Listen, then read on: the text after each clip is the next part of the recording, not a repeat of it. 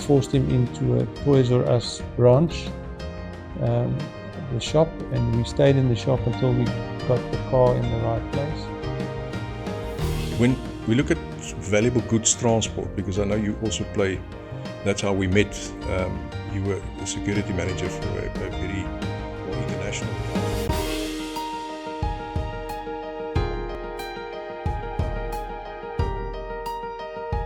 Right, hello and welcome to Free Range Excellence.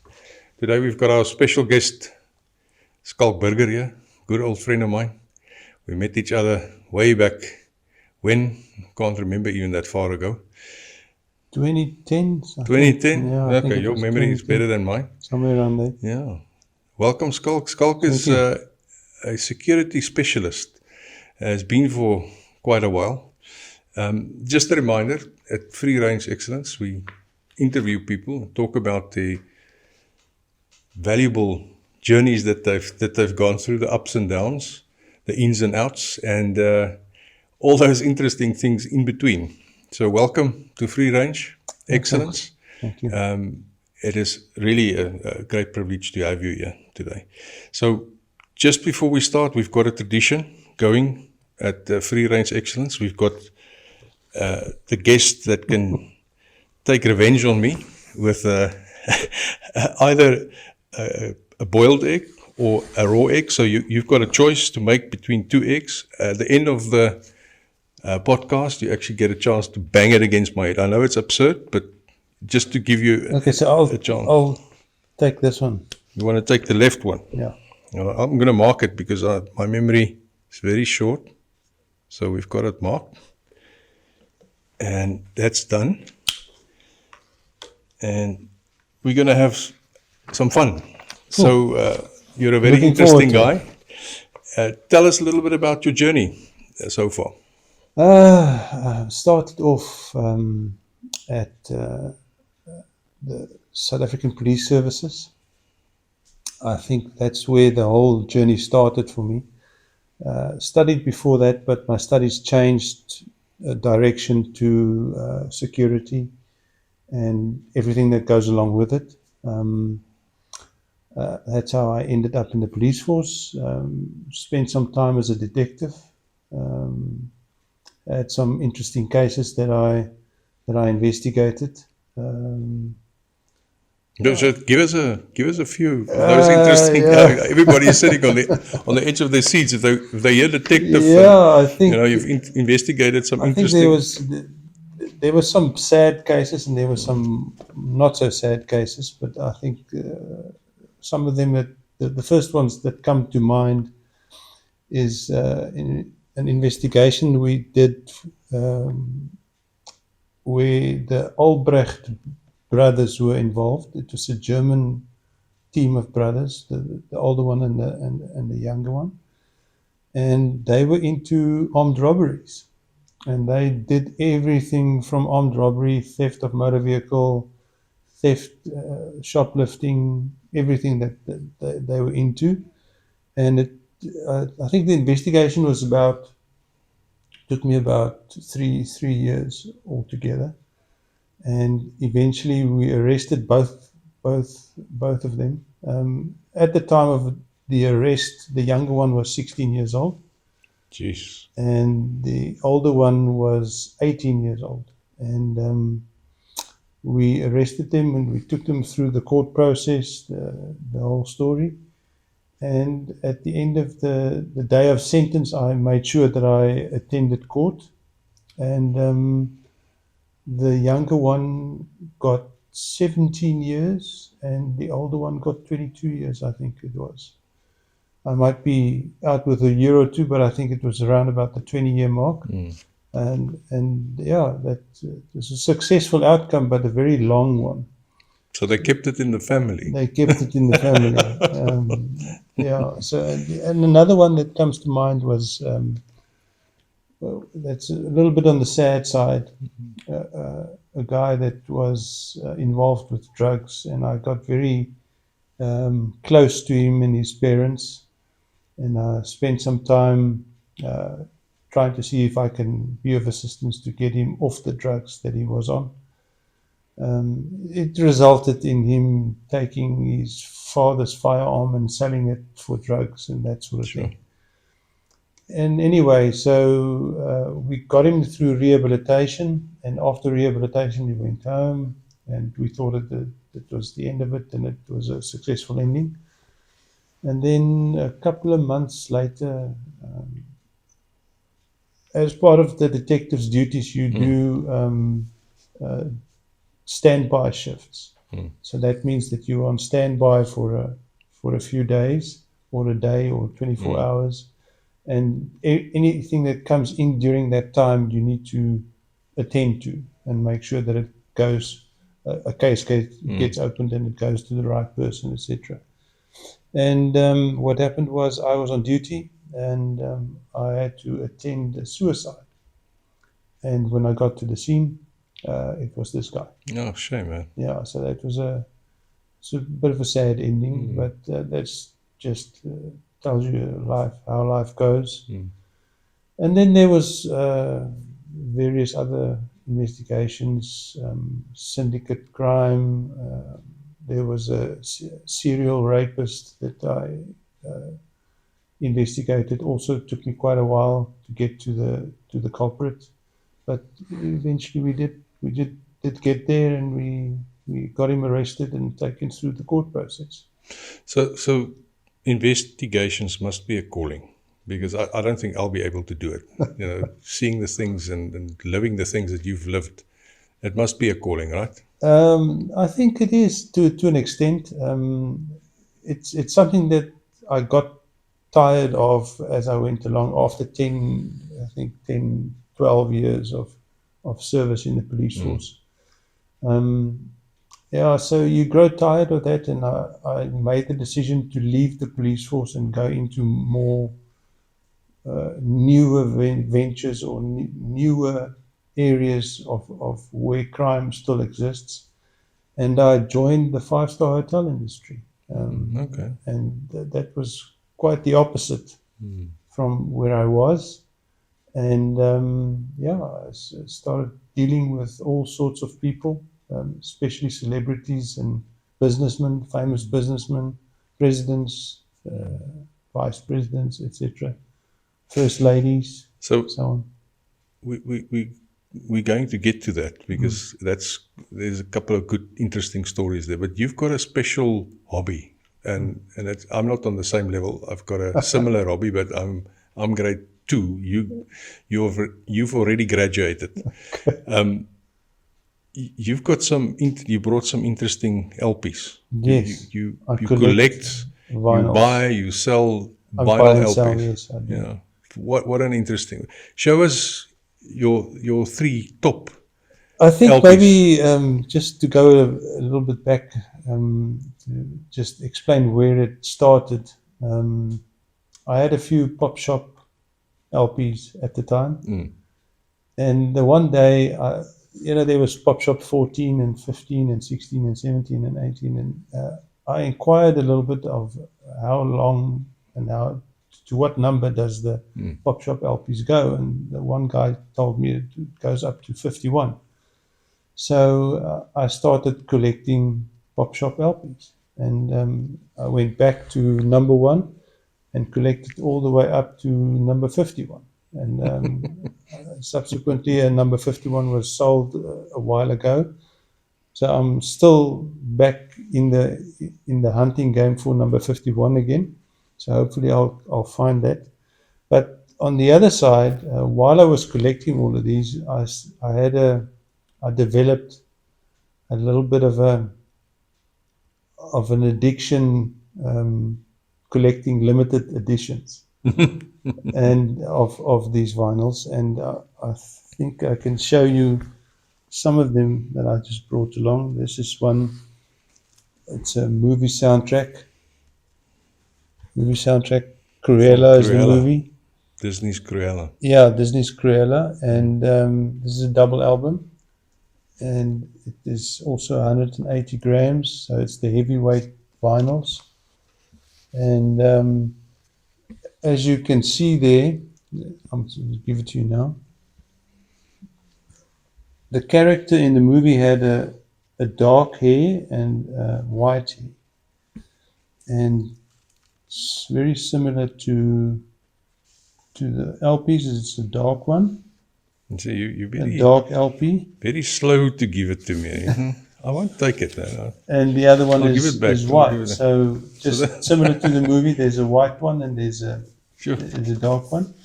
And the vinyl was Very done interesting. on black and white swirl vinyl. Black and white swirl. Okay, Yeah, so the that's- label is white and the Yeah, so Oh, it's quite interesting. one label is white, one label is okay. And it's got a is very dark. peculiar color that Yeah, it's the like gray a grey. grey marble type Very color. interesting. So that's that one. Let me put it somewhere. And then there is this one from a band called My Chemical Romance. So I'll show it to everybody. My Chemical Romance. I've never Yeah, heard of these guys. It's a punk rock group, and then what they've done is actually quite interesting. So there's a recording on the one side, Mhm. then on the other side there's no recording. Nothing. There's nothing. So what they did on the other side was they etched it. So they took the front image Oh, very nice. and they printed it on the one side of the record, Very which is interesting. very cool. I've never seen that before, so that is quite Very unique. interesting. And since then, after I've started investigating, I see that there has been a few like that as well. Okay, and then the last one is obviously the Pink Floyd one, Dark Side of the Moon, the 50th anniversary. And I brought that along because I'm a very big Pink Floyd fan. And what is amazing about this is that the music is 50 years old. So Amazing. Pink Floyd made music right in the beginning, and I don't think they ever thought that It's going to last for 50 it's going to years. last for 50 years. So Well, I've got an older copy of this. This is obviously something very, very interesting. But at least I've got one of these special ones. These are the ones that you sleep under your pillow yes, with. this is the one So that I don't take out and I play once. let me ask you this then. Yeah. That very elusive LP that you're still looking for, the one that you would give your left kidney for. What is that one that you're looking That for? would be Let It Be Rock by AC/DC. There's a particular one, the one with the green writing on the front, and I think it's got a purple background. And it's still the original lead singer, Bon Scott, before Brian Johnson took over. And I think if you can find one of those in mint condition or VG Plus condition, you're looking at probably 20,000 Rand plus for that particular record. So Okay, so I would be very happy if I could find it for a bargain. find it for a But bargain. who knows? We're going to put it out there. Maybe there's somebody that wants to donate it to you. It's a specific one. It has to have the green lettering. We'll put it up so Yeah. everybody can see with Yes, the purple yes. background with the green lettering you Yeah. said. I know that there's some of the guys on Facebook, and that's got the groups going, that they have those, or one of those. I think there's one particular person that I know of that's got 2 or 3 copies, and I know that they won't get rid They're of obviously those. clinging to it as well. They're not going to get rid of those very easily, but yeah, that's the ultimate. Schalk, I want to come back to your core job, your calling. Yes. So I know a little bit about crime, what crime actually does, what it actually causes. The obvious things like spiraling insurance costs. It increases tax burdens on everybody. It's definitely got a negative impact on organizations' competitive advantage. When we look at valuable goods transport, because I know you also play, that's how we met. You were a security manager for a very international transport company. And what's the impact or the main impact on valuable goods transport, crime? What does it? I think it's people. I think people get influenced a lot. They are the they are seen as the asset of the business. And without people, the business can't function. So we tend to look at people safety first. We have that philosophy, and we try to stick by it as far as we can, and trying to tell the senior managers of the organizations, we try to tell them what it's all about and why we look after people first. So, and you've also told me about the outlook that you have in terms of where you focus. So obviously you have to react when there are incidents, but prevention is always better than cure. That's something correct, yes. you've always, I've heard you said so many times, if you can prevent an incident, you're probably not going to know, that it was going to be an incident, but if you can prevent it, so much better. If I look at the types of risks, when we look at the risks all around us, obviously criminality is the biggest risk to everybody's security and safety, of course. The risk of physical damage, we've seen some looting in KZN, for example. There are some operational risk, people sabotaging inside of organizations things, infrastructure getting damaged, and trucks getting burned out, buses getting burned out.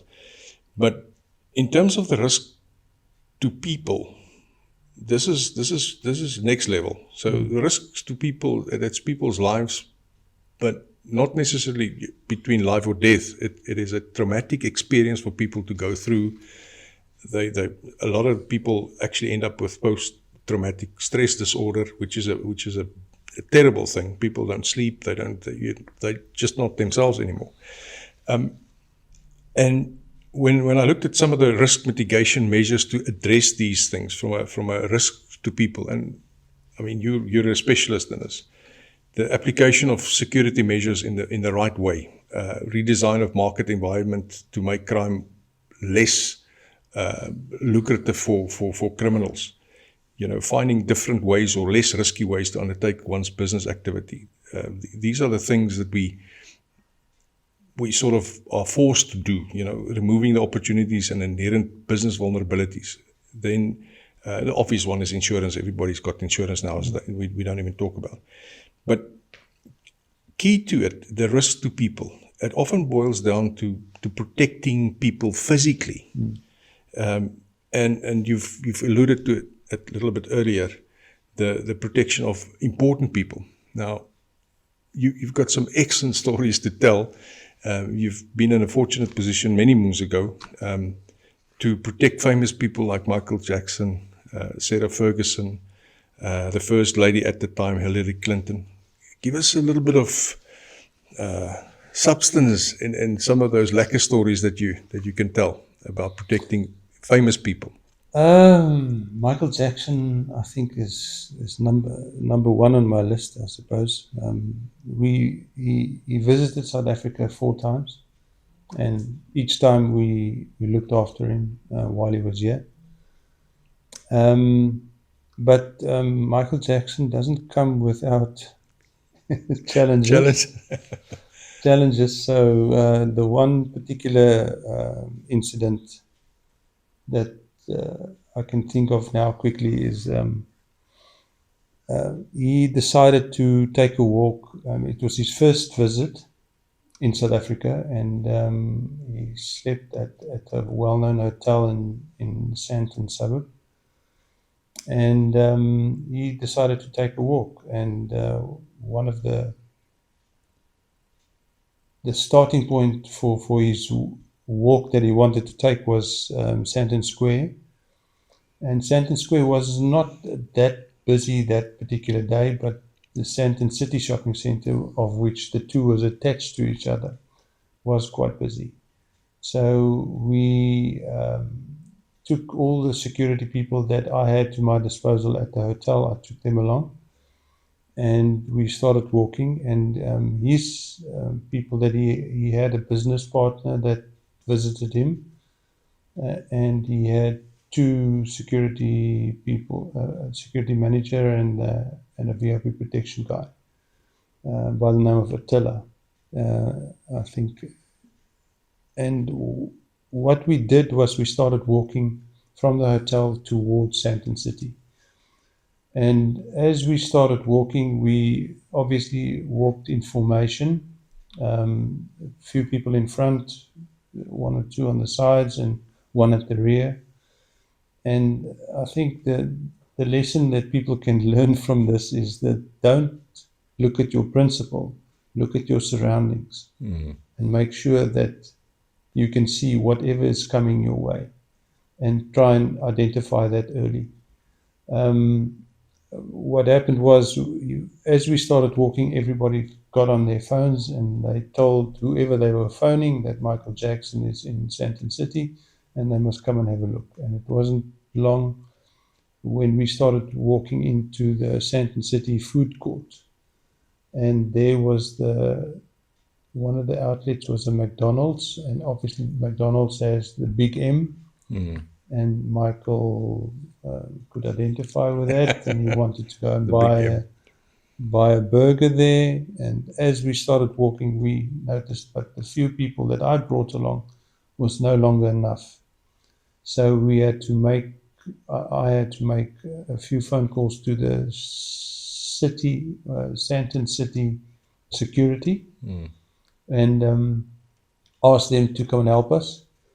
And the security manager from Sandton City then said, okay, no problem. He will send his people. He sent about, I think it's about 20 people. And we were already close to 8 or 9 that we were already with him. And we stopped at McDonald's because he wanted to get the burger. And from there on, the crowd just became so big that we couldn't handle it anymore. So we decided that we needed to get a car in, and the car must wait at a certain exit point. And to get him out of harm's way and to get him away from all the fans that wanted signatures and want to touch him and want to talk to him, we forced him into a Toys R Us branch, the shop, and we stayed in the shop until we got the car in the right place. And then we had to make space for him to get out. So we made two alleys or two channels, one towards the car and one towards the shop on the left-hand side of the shop that he was in. And that way the crowd did not know which side we were going to take. So pretty much the boiled egg Yeah. egg roulette situation. You give them two choices. Yeah. So we eventually waited until the crowd moved to the wrong side of the side that we were planning to use. And we eventually just, as we opened the shop doors, the crowd was still there, but we just grabbed him and we ran to the car and shoved him into the car, and the car sped off back to the hotel. Hectic, man. And we got him there safely without a scratch, luckily. Listen, and he's been to South Africa 4 times. 4 times, right? And yes. all 4 times you looked after him. Yeah, that's right. That's amazing. Yeah. It's an amazing story to tell. And we'll put up some pictures for the viewers to see some treasures that you've got. Yeah. And the likes of Fergie, Sarah Ferguson. Yeah, she was quite a nice person. Unlike Michael Jackson, she pre-announced a visit to South Africa, and she particularly wanted to come and see some media people here. So we met up with her in the private VIP room at the airport, and then from there on, we were lucky enough to get our vehicles there at the airport and ready for her to get in. And we were escorted by the traffic services. So yeah, that also worked in our favor, and we got her to the hotel very quickly. And then she had all her business meetings over the few days that she was there, and my wife was in hospital because she had to undergo a certain procedure.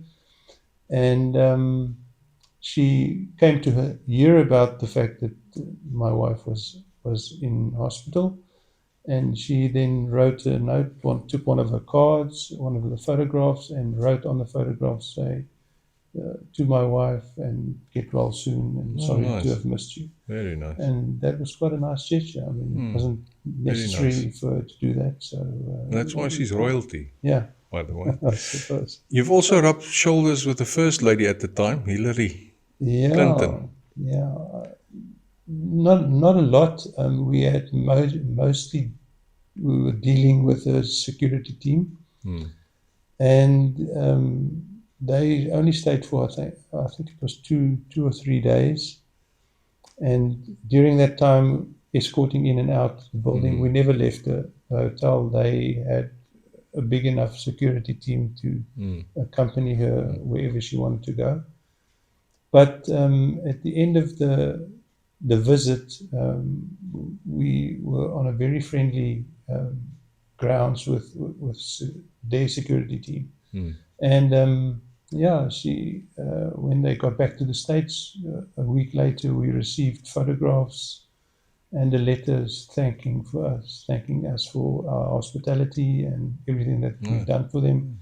So that's still something that I carry with me. Yeah, and our South Africans are friendly in Yeah. general. Don't upset us. You see. But yeah, don't offend us, then there'll be a problem. So surely there's a lot of preparation work that needs to go in. I'm looking at, generally risk management processes. You obviously define objective, the problem, the target, if you like. You evaluate the current measures that you have in place, obviously the resources. You identify if there are any risks and vulnerabilities. You evaluate then that risk and see what you can do better. What are these risk reduction measures that you can actually implement? Some of them sometimes have to be developed, and then before you can implement them, you test them a few times.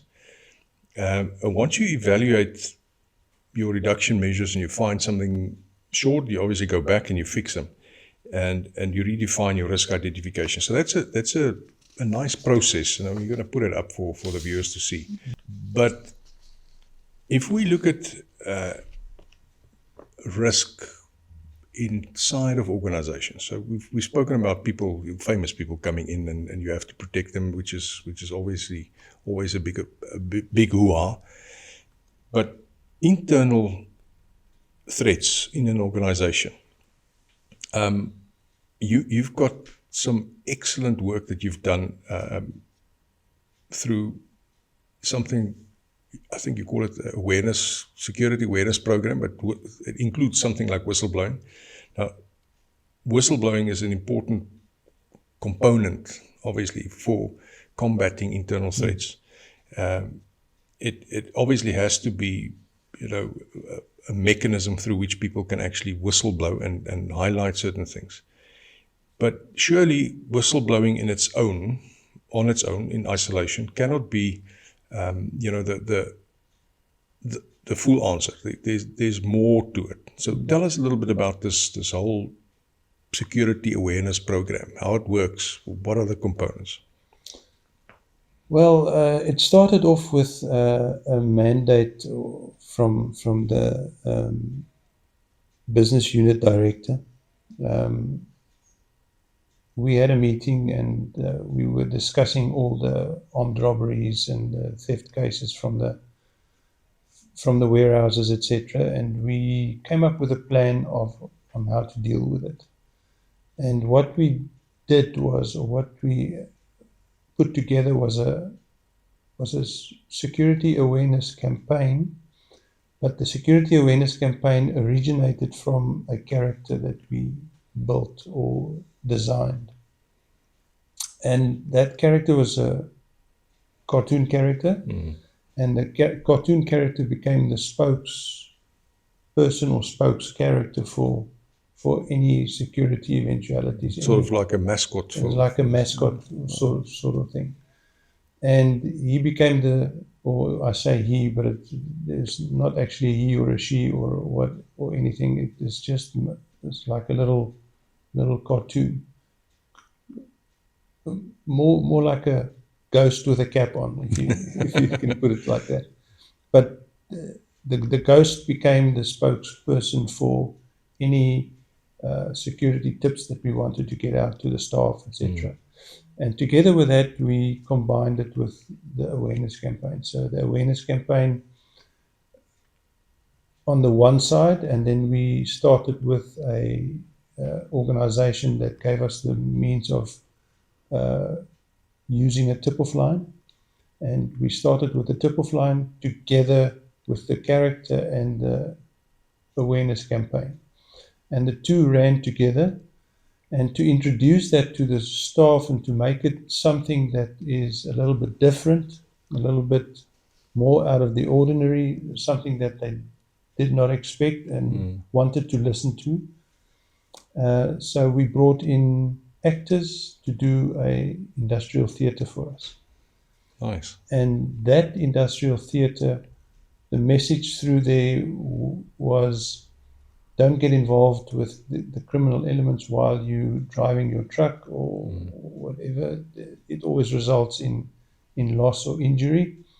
And we started to promote that, and we started to market the awareness campaign together with this industrial theatre.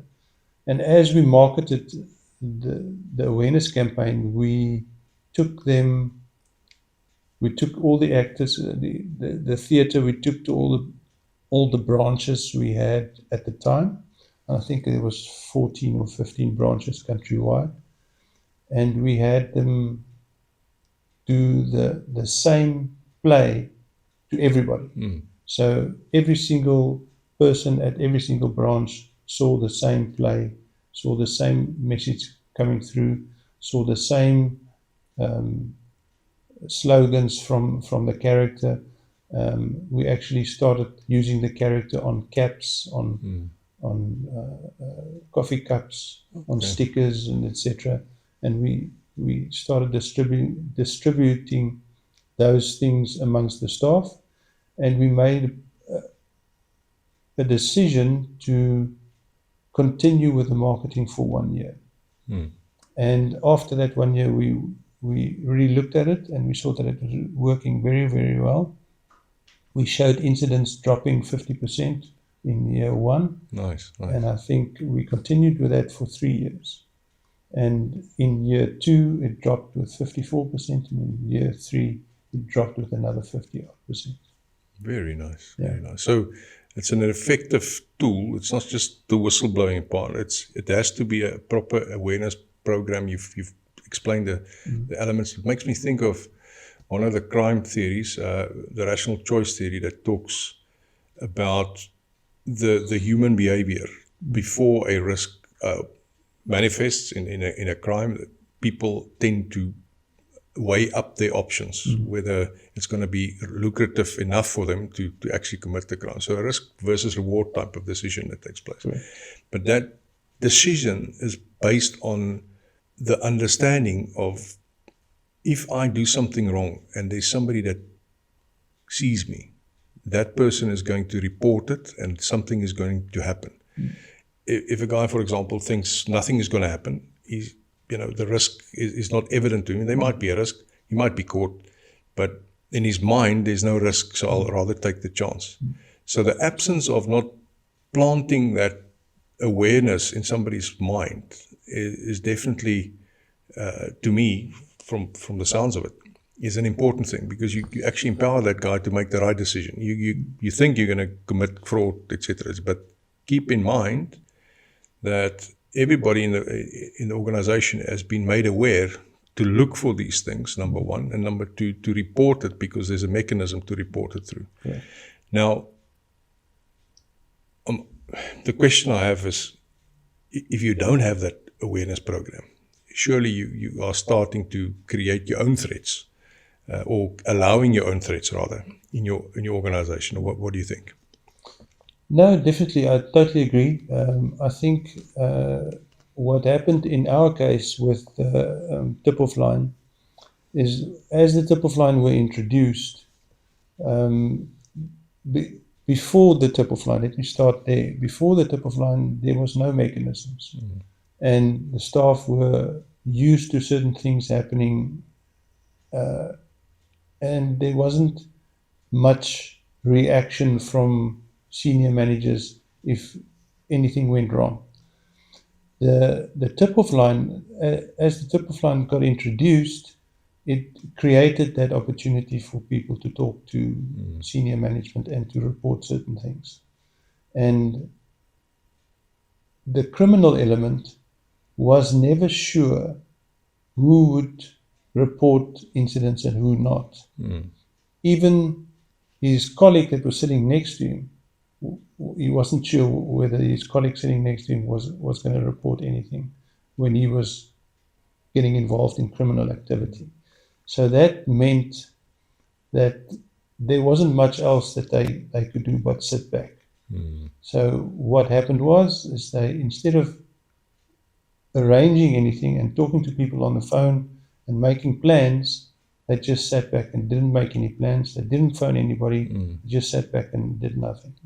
And that fact that they didn't do anything resulted in our incidents that came down. Fantastic. Yeah. And you see, it's raising that stake. The risk is too high for me to do anything wrong, and it just drives that behavior. I like the behavioral side of it. Talking about crime theories, the other one, the rational activity theory, so you don't have to worry too much about the theories, but that theory talks about people's motivation to commit a crime, yes, which we've just spoken about, but also when there's an opportunity to create crime. And then, very important, if there's a lack of a capable guardian. That's normally the three conditions that criminals thrive on. If there's an opportunity, they will get motivated, especially if there's a lack of a capable guardian. So I want to bring it back to your protection of the likes of a Michael Jackson as an example. So if I look at that scenario and applying that theory of motivation, opportunity, and then the capable guardians that you obviously, from a close protection perspective, had to put in place. Have you got some lacquer stories to tell about that? I think the guardian that we used or that we had to implement was myself and my team. When we noticed that the team that we had, the initial team that started with us at the hotel, when we noticed that was no longer good enough, we had to increase it. We had to make it slightly more or slightly bigger, but also more. I don't want to say it created a bigger team, because we did, yes, but we also had to increase the formation that we or adjust the formation to make it more capable. And what we did was, where we had people around him and his colleague when they were walking, we had to bring people in that was around our people that was around him. So there was two barriers that anybody that wanted to get to him, they had to cross two barriers to get to him, and that wasn't very easy. So that brought us to the fact that we were now in control of the situation until the crowd got too big, and then we used the shop for the people to go into.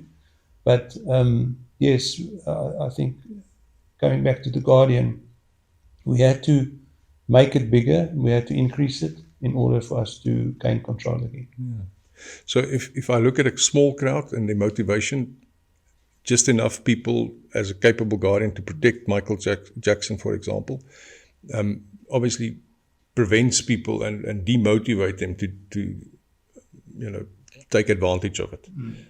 But the bigger they grow, it actually raises that stake of the opportunity is now at hand. I can slip through because, there are too few people to look at the thing everywhere. So all you do is you just adjust your capability of guardianship as well. That's right. And just grow that. Yeah, quite interesting, very interesting.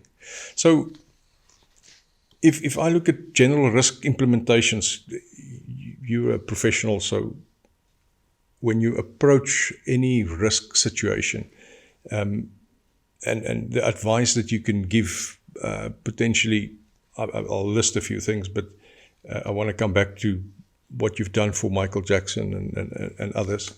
You first engage somebody like yourself. You don't try and protect people, because it's not an easy task to become a capable guardian. So you need to have engagement with a professional security specialist, who obviously works with whatever stakeholders, the senior managers. If it's something that you've investigated and or you have to investigate and there's losses, it becomes data that you can use to analyze better and understand. So if there were breaches, people were motivated enough, you're obviously going to adjust again, but based on what you've investigated. The patterns of people's behavior at a McDonald's versus at a Toys R Us, probably different. Then there's the understanding of where this guy is going to go, so you can do a pre-inspection almost, understand what are the routes that you're going to take. Similarly with valuable goods transport, if you take an unsafe route, I mean, you're just looking for trouble. And then you have to build a relationship, get to know everybody that's involved in that thing. Now, having said all of that, the responsibility to look after somebody who sadly passed away, I'm a big fan, but the responsibility to look after the likes of a Michael Jackson, the preparation, and you've alluded earlier to say that this guy has just appeared. There's not enough time to prepare, but surely you do prep for this in some other way.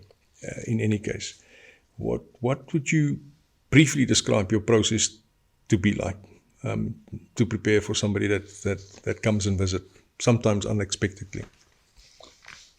I think it's more towards talking to his team. Make sure that you've got that channel open. Make sure that you understand what they would like to do. If it's shopping, we had the shopping incident with the crowd, and then we had a shopping incident where he walked on his own, but he covered his face, and he didn't have any bodyguards with him.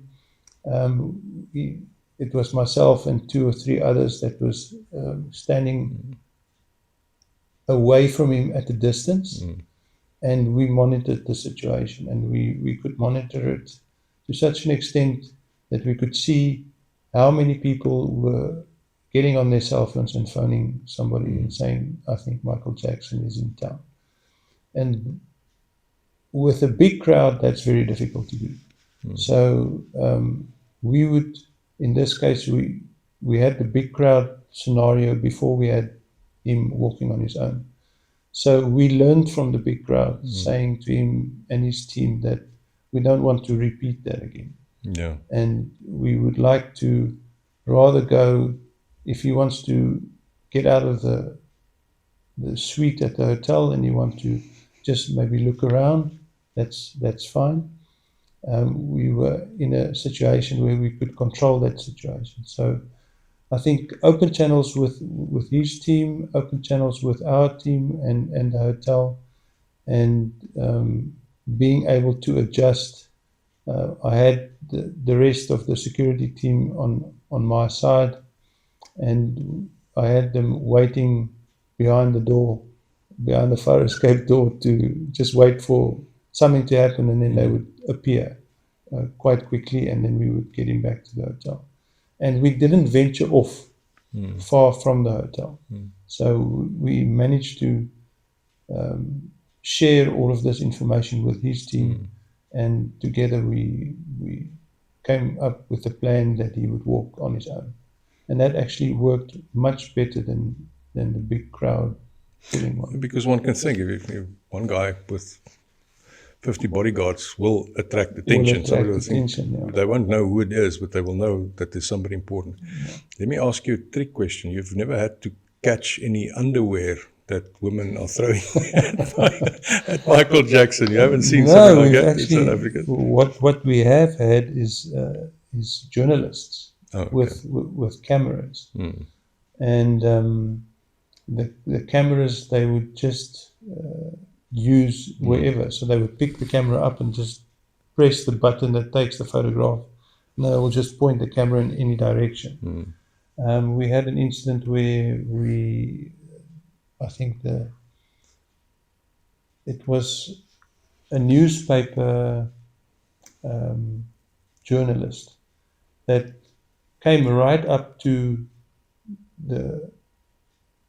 the border of the circle that we had around Michael Jackson, and he tried to break through, push the bodyguards aside and get his camera in and take photographs. And at the time, I think one of the bodyguards grabbed the camera, and this guy then didn't want to let his camera go, so he pulled the camera back and he gave it a jerk, and as he gave it the jerk, he hit the camera on his head. And there was a little cut that appeared, and obviously they used that to their full advantage. But anyway, that sort of thing did happen, and luckily it wasn't a big thing. Wasn't too much blood. No. Schalk, you've got your own consulting business, executive security consulting services. Just briefly tell us, what do you do? What do you? Yeah, there's various things. I've had the company for a few years, but starting to market it now quite heavily. We do all the security services that the security people do. We do risk assessments. We do look at security at logistics facilities. We also look after farms and farm attacks, and make sure that the farmers are seeking the right advice. We also look after the shopping centers that have, a while ago, shopping centers were going through a tough time by armed robbers running into the shopping center and looting and stealing from one or two shops and running out again. So we would look after that sort of thing and make sure that the guys are prepared. We look after VIP people that might visit. We put teams together for them, and and we do investigations as well. I've got a colleague in Gauteng by the name of Joel Matlala. He looks after the VIP protection teams and the investigations and the background checks and that sort of thing. Nice. That's a whole comprehensive risk management approach. What we'll do is we'll put, for the first time, Free Range Excellence, we'll put down your link below so that people can link on it. We'll also put up the logo so that they can see what you guys are doing. All that's left is really to say thank you, Schalk, and then thank you very much. Point back to your opportunity to break an egg against my forehead. You've selected that one, but thank you so much for coming, and all the best with your organization. Thank you very much. May you be blessed and get many business from many people. All right. So, are you ready for this? I'm ready. Are you sure? You're not going to hold back. Let me just move this out of the way a bit. A rag or something. Let me just grab a rag. All right, let me just move this out of the way quickly. And then it is going to be a potential mess. I hope not. But thank you for coming, my friend. Here goes. Oh, all right. It's another raw one. Another raw one. Fantastic. Thanks, Schalk. Did you take your revenge? I did. All right. I'm so sorry that you have to do this, but hopefully there's no post-traumatic stress or anything. And thanks for coming, my friend. Yeah, it's been a pleasure. Thank you. Thank you, everybody. Thanks for joining. Thank you. Have a joy.